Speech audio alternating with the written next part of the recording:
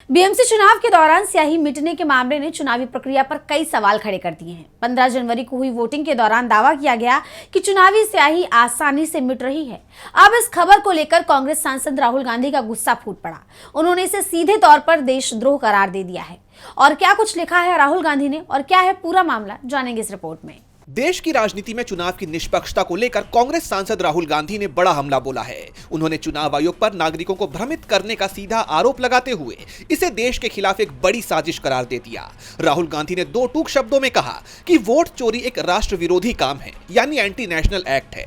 राहुल गांधी ने एक paper cutting share करते हुए ये बात कही, जिसमें चुनाव के दौरान उंगली पर लगाई जाने वाली स्याही को आसानी से मिटाए जाने की खबर प्रमुखता से छापी गई है। राहुल ने इसे लेकर लिखा, चुनाव आयोग का नागरिकों को गुमराह करना ही लोकतंत्र से भरोसा टूटने का कारण है। वोट की चोरी देशद्रोह है। राहुल गांधी ने इस मुद्दे को राष्ट्रीय अस्मिता से जोड़ते हुए कहा कि चुनाव आयोग की तरफ से जनता को गुमराह करना ही हमारे लोकतंत्र में भरोसे के धाराशायी होने की असली वजह है। राहुल गांधी का साफ कहना है कि अगर देश के नागरिकों का वोट ही सुरक्षित नहीं है तो लोकतंत्र महज एक दिखावा बनकर रह जाएगा।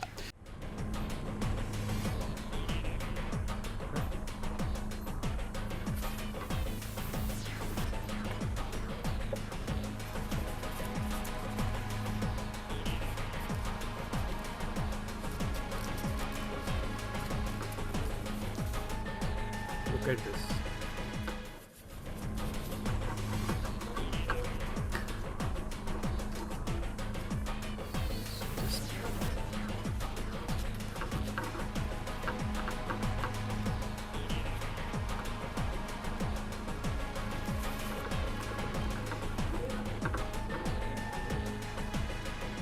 किती वेळ झाला तुला वोट करून?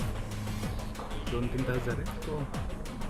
Even after 2-3 hours, if we use sanitizer, this marker ink can be removed completely.